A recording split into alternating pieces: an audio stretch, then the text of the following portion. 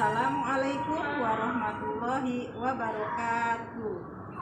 Apa kabar anak-anakku yang solih dan solihah? Alhamdulillah, tetap semangat. Allahu Akbar. Hari ini kita akan belajar PAI tentang kisah Nabi Soleh alaihi salam.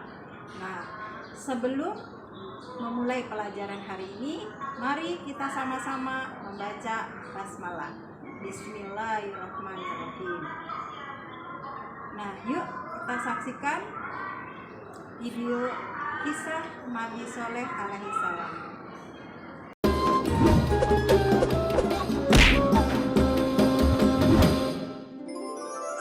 Kisah Nabi Saleh alaihi salam. Setelah Nabi Hud, keluarga serta pengikutnya hijrah ke Hadramaut, mereka membentuk kehidupan baru di sana dalam suasana keimanan yang tinggi. Sebagian anak keturunan mereka bermigrasi ke utara, ke daerah Hijaz. Di sana mereka membuat pemukiman baru dan berkembang turun-temurun. Bangsa baru ini dikenal sebagai bangsa Tsamud atau kaum Tsamud. Secara silsilah keluarga, kaum Tsamud berkerabat dengan kaum Ad. Mereka berasal dari satu kakek buyut, yaitu Iram cucu Nabi Nuh. Maka tak heran jika kaum Tsamud mirip dengan kaum Ad. Mereka orang-orang yang diberi kecerdasan tinggi oleh Allah Subhanahu wa Ta'ala. Kaum Tsamud juga mewarisi budaya dan keahlian bangsa Ad dalam bidang arsitektur. Mereka membuat bangunan megah di tanah datar dan membuat gunung-gunung untuk dijadikan rumah. Kaum Tsamud sangat mahir dalam ilmu pahat. Mereka membuat relief-relief yang indah. Kota mereka yang terkenal adalah Al-Hijr.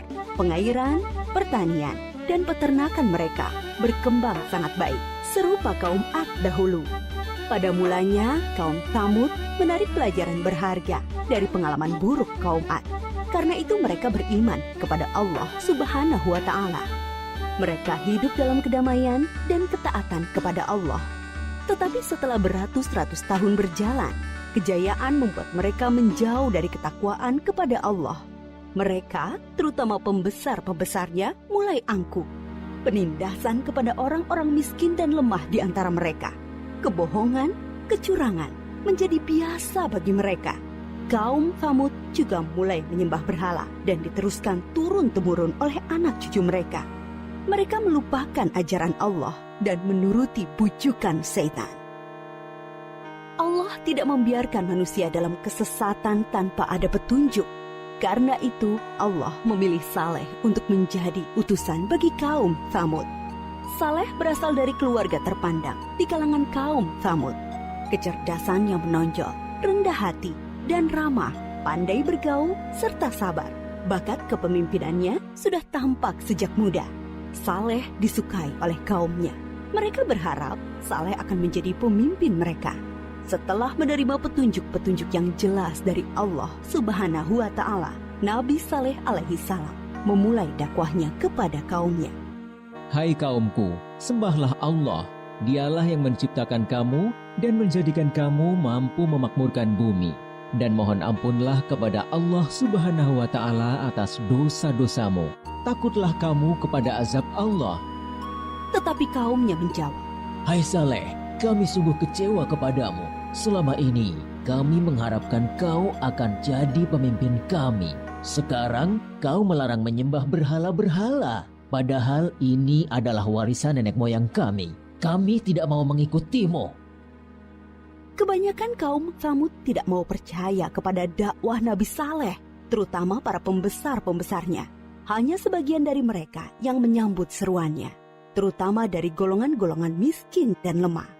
Para pemuda kaum Tsamud mengejek orang-orang lemah itu, tetapi iman mereka sudah kokoh kepada seruan Nabi Saleh. Melihat hal itu, para pemuda kaum Tsamud menjadi sakit hati dan gusar.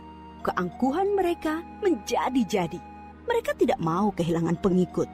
Mereka ingin Nabi Saleh tidak mempunyai pengikut sama sekali. Mereka berusaha agar orang-orang beriman itu meninggalkan Nabi Saleh dan kembali menyembah berhala mengikuti mereka. Kemudian mereka menantang Nabi Saleh untuk mendatangkan mukjizat. Mereka berpikir tentulah Nabi Saleh tidak bisa memenuhinya dan jatuhlah wibawahnya di mata para pengikutnya. Dengan demikian, orang-orang beriman itu akan meninggalkan Nabi Saleh. Hai Saleh, jika kau benar seorang nabi, perlihatkan kepada kami mukjizat. Kalau tidak, tentulah engkau pembohong. Nabi Saleh menjawab, Akan kutunjukkan kepadamu suatu mukjizat, tapi dengan syarat, kalian harus mengikutiku menyembah Allah. mereka menuju Bukit Berbatu. Nabi Saleh memohon kepada Allah dengan penuh kesungguhan supaya diberi mukjizat. Dari dalam batu besar, keluarlah seekor unta yang sangat istimewa.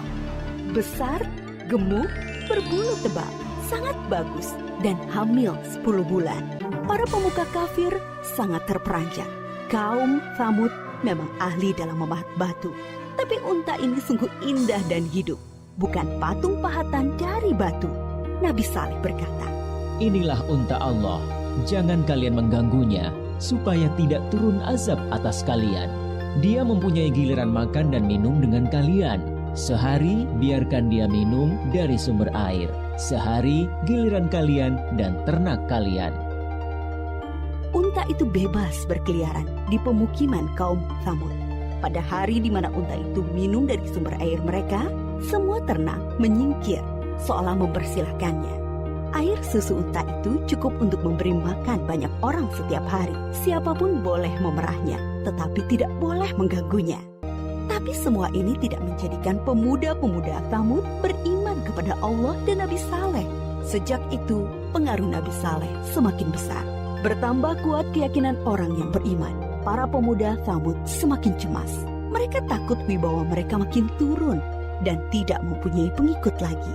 Maka mereka mengadakan rapat rahasia untuk menghentikan dakwah Nabi Saleh.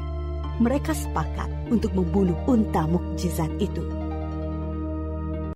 Para pemuda Tsamud menyuruh 9 orang untuk membunuh unta itu. Mereka ini adalah para penjahat yang dikenal berani dan kejam. Bersama-sama mereka membunuh unta. Ada yang memanah dan seorang menyembelihnya. Pemuda Tsamud mengumumkan pembunuhan unta itu dengan congkaknya. Mereka berpikir dakwah Nabi Saleh akan terganjal. Tentu banyak orang beriman yang akan meninggalkannya karena mukjizat yang sudah tidak ada. Masyarakat sangat sedih dan ketakutan mendengar kabar itu. Mereka sedih karena tidak bisa lagi minum air susu unta ajaib itu dan takut azab Allah akan benar datang menimpa mereka. Para pemuda Tsamud mendatangi Nabi Saleh dengan angkuh dan penuh rasa kemenangan. Hai Saleh, kami telah membunuh untamu. Datangkanlah azab yang kau ancamkan kepada kami. Kalau tidak, pasti kau pembohong besar.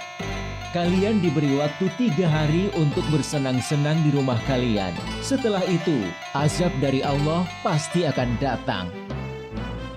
Dengan penangguhan waktu 3 hari, diharapkan banyak orang yang menyesali dan bertaubat kepada Allah, serta menjadi orang yang beriman. Tetapi orang-orang kafir itu tetap dalam keangkuhannya. Mereka tidak mau beriman. Mereka malah menunggu-nunggu apa yang akan terjadi setelah 3 hari. Diam-diam, mereka juga gelisah, takut kalau azab itu benar-benar datang. Akhirnya mereka merencanakan membunuh Nabi Saleh agar azab itu tidak jadi datang. Mereka mengutus kembali 9 orang yang telah membunuh unta untuk membunuh Nabi Saleh. Tetapi niat mereka digagalkan oleh Allah. Ke-9 orang itu mati ditimpa batu dari langit ketika menuju rumah Nabi Saleh. Nabi Saleh dan pengikutnya kemudian hijrah ke Palestina. Menjelang hari datangnya azab, Nabi Saleh sangat sedih meninggalkan Al-Hijr, membayangkan azab Allah akan menimpa kaum satu kampung halamannya. Aku telah menyampaikan kepada kalian ajaran Allah, tetapi kalian tidak menyukai kebenaran. Kemudian Nabi Saleh berangkat menuju Palestina bersama sekitar 110 pengikutnya. Setelah 3 hari berlalu, terdengar suara sangat keras menggelegar dari langit. Petir menyambar dan bumi berguncang karena gempa dahsyat. Semua orang kafir itu mati mengenaskan. Bangunan yang mereka banggakan banyak yang ambruk. Binasalah kaum Tsamud yang durhaka. Sampai saat ini, sisa-sisa pemukiman kaum Tsamud berupa rumah dan gedung dari batu yang dipahat masih bisa dilihat di Saudi Arabia dan merupakan situs bersejarah dunia. Kaum Tsamud dibinasakan oleh Allah dengan azab yang singkat tapi dahsyat.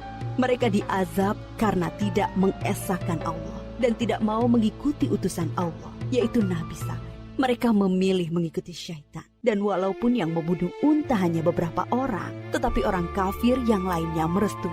Mereka mendiamkan perbuatan jahat di antara mereka. Kisah kaum Tsamud mengajarkan kepada kita keharusan taat kepada Allah dan Rasul-Nya, serta pentingnya amar ma'ruf nahi mungkar dalam masyarakat, yaitu menyuruh kepada kebaikan dan melarang kemungkaran.